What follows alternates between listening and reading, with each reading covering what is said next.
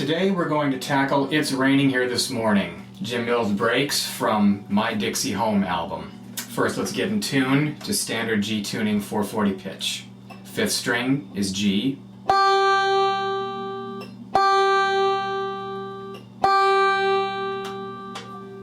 Fourth string is D.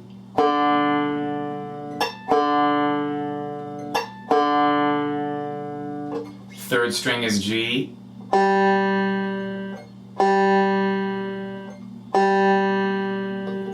Second string is B.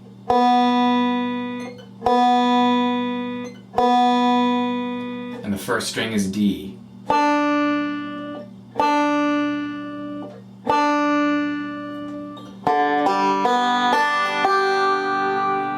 And if you need more time tuning, just reverse this section of the video and tune as long as you need to. Here we're going to get into the tune, we're going to play it up to speed and then slow and go over any tricky spots that you may need.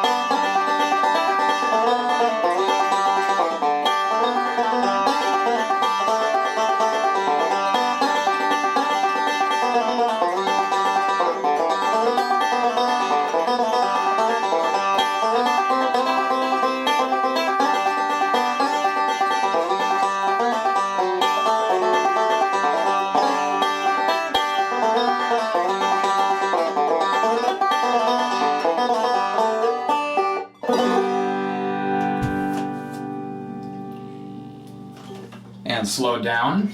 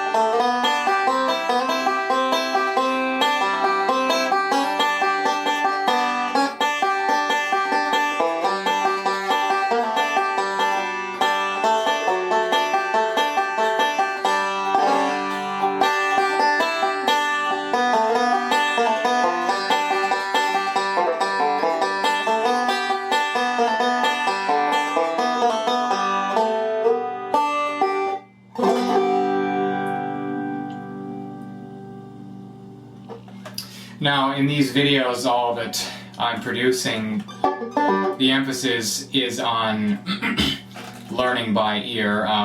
I used tablature in the past and included it with some of my videos, and I've since removed all of that just because, as I've been playing over the last 13 years, while tablature is certainly good for learning the technical way that bluegrass music and banjo music appears on the staff, one thing that tablature has yet to sort of catch up on is the kind of dynamics and artistic embellishments that standard classical staff can convey, both in phrases and in various symbols. So since bluegrass tablature currently tends to just focus on the actual notes rather than any musical directions, my experience in teaching people tablature has been people tend to misread the way solos go, even if they have note-for-note transcriptions of what a player or a particular artist has done on some album or stage. And the only way that really traditionally people have learned the banjo dynamic is by seeing it and hearing it, and since video provides both, focus my efforts on that. Anyway, some tricky spots with It's Raining Here This Morning. I've gotten a lot of questions about the C when Jim Mills leaves the A part going to the C. There's several things going on there note-wise. I'll play that as slow as I can.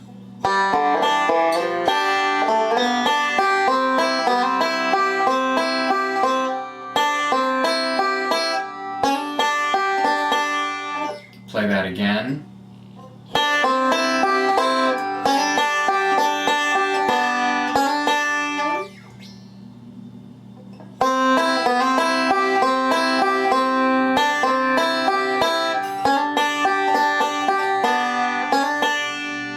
Now what you're doing is you're allowing a passing tone. You're hammering on the first string at the second fret while you're doing the minstrel roll. If you don't know what the minstrel roll is, that is that is M-I-N-T.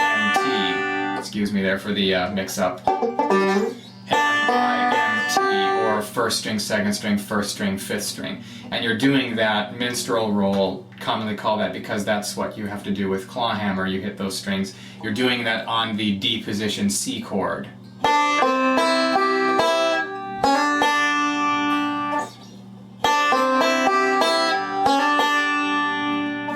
And what you're doing is, as you hammer on, you're plucking the first string fretted simultaneously at the C chord. And it's difficult to demonstrate this sound because the question I've gotten is the particular sound Jim Mills gets while playing that lick. So technically what he's doing, played slow, is this. But you don't get that flavor until you're up to speed.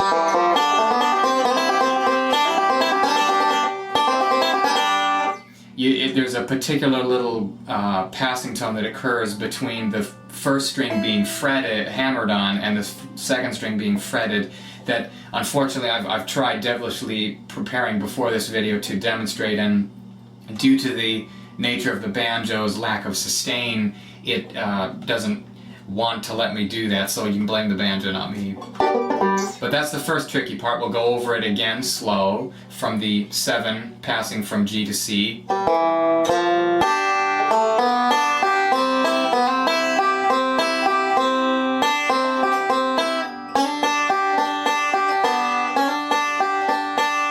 Again.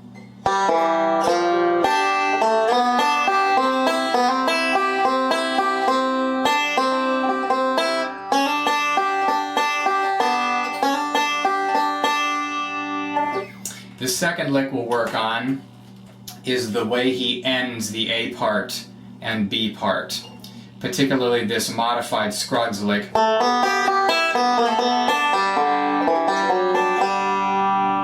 Now Earl Scruggs has done this on several tunes. It's quite a stretch.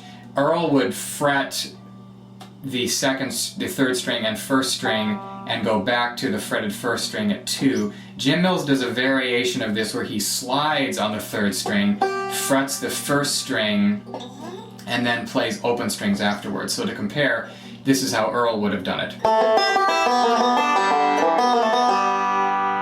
as opposed to how Jim Mills does it. Now obviously you can see that Jim's version is somewhat easier. Sliding brings your hands into the general region where Earl requires a stretch, and Jim Mills also doesn't go from fretting the first string 5th to the first string 2nd. He simply plays the first string open after it's fretted at 5. So I'll play Earl's version again against Jim Mills' version.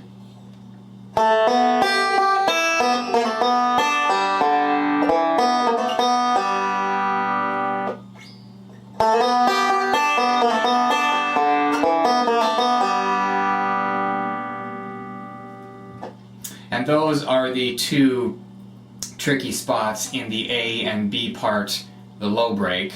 For the high break, I'll play that slow full through.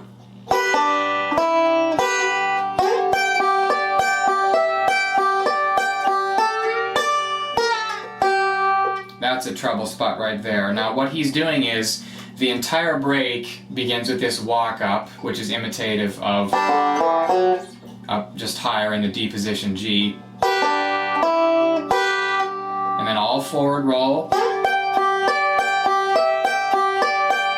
Up to that point it's all forward roll, very reminiscent of a Don Reno type lick, which Don Reno relied heavily on the forward roll. Up to that point, then you got the D lick. The D lick is it's not as difficult as you'd think. I've gotten several questions about this when I've played, and all Jim is doing is coming from the F position G, noted with 2 fingers, and you slide backwards on the second string to get out of it to the D position D, and then you hold that note,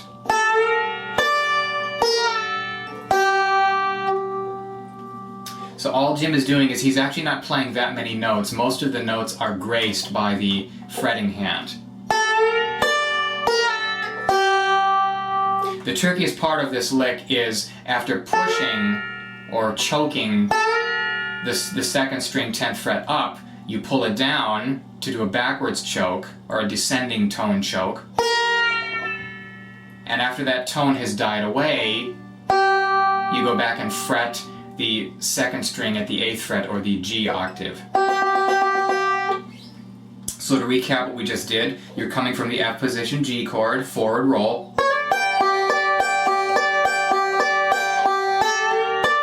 down choke, play that as slow as I can, up choke, pluck, down choke, pluck, again, up choke, pluck, down choke.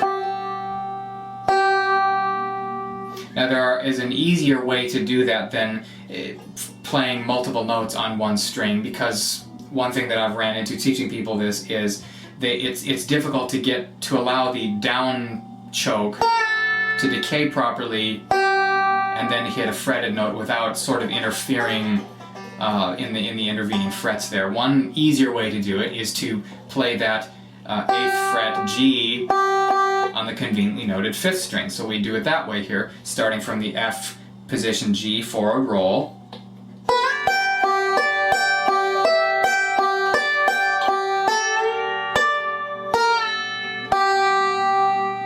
do it that way.